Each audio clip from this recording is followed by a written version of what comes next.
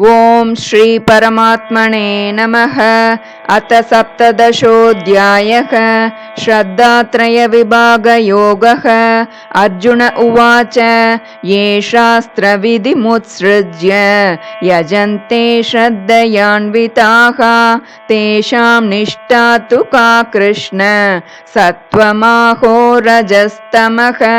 श्रीभगवानुवाच त्रिविधा भवति श्रद्धा देहिनां सा स्वभावजा सात्विकी राजसी चैव तामसी चेति तां शृणु। सत्त्वानुरूपा सर्वस्य श्रद्धा भवति भारत।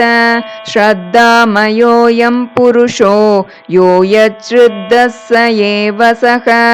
यजन्ते सात्विका देवान् यक्षरक्षांसि राजसाः प्रेतान् भूतगणांश्चान्ये यजन्ते तामसा जनाः। अशास्त्रविहितं घोरं तप्यन्ते ये तपो जनाः दम्भाहङ्कारसंयुक्ताः कामरागबलान्विताः कर्षयन्तः शरीरस्थं भूतग्राममचेतसः। मां चैवान्तः शरीरस्थं तान् विद्यासुरनिश्चयान्। आहारस्त्वपि सर्वस्य त्रिविधो भवति प्रियः यज्ञस्तपस्तथा दानं तेषां भेदमिमं शृणु। आयुः सत्त्वबलारोग्य सुखप्रीतिविवर्धनाः रस्या स्निग्धा स्थिरा हृद्या आहारा सात्विकप्रियाः।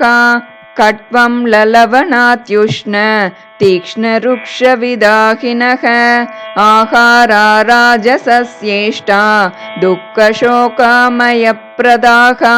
यातयामं गतरसं पूतिपर्युषितं च यत् उच्छिष्टमपि चामेद्यं भोजनं तामसप्रियम्। अपलाकाङ्क्षिभिर्यज्ञो विधिदृष्टो य युज्यते यष्टव्यमेवेति मनस् समादाय स सात्विकः। अभिसन्धाय तु फलं दम्भार्थमपि चैव यत् युज्यते भरतश्रेष्ठ तं यज्ञं विद्धि राजसं।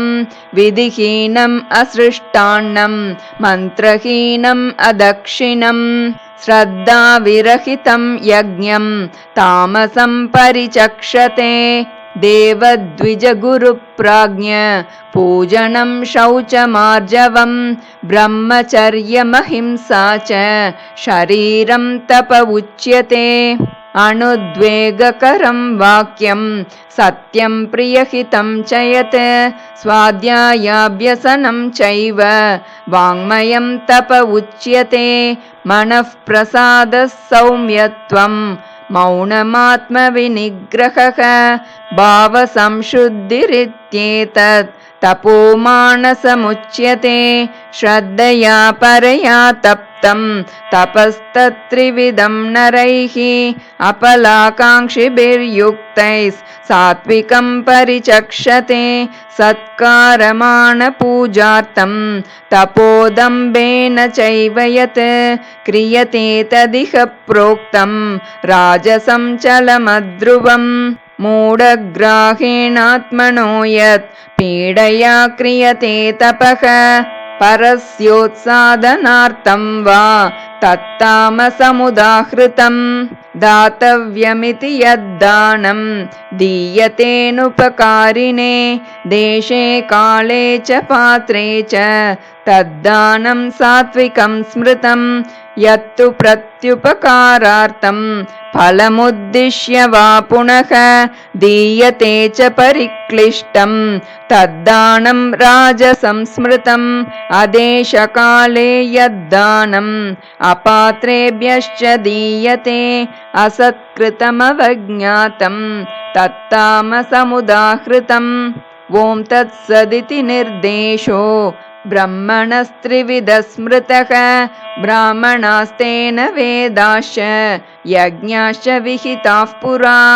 तस्मादोमित्युदाहृत्य यज्ञदानतपः क्रियाः प्रवर्तन्ते विधानोक्ताः सततं ब्रह्मवादिनां तदित्यनभिसन्धाय फलं यज्ञतपः क्रियाः दानक्रियाश्च विविधाः क्रियन्ते मोक्षकाङ्क्षिभिः सद्भावे साधुभावे च सदित्येतत् प्रयुज्यते प्रशस्ते कर्मणि तथा सच्छब्दः पार्थयुज्यते यज्ञे तपसि दाने च स्थितिः सदिति चोच्यते कर्म चैव तदर्थीयं सदित्येवाभिधीयते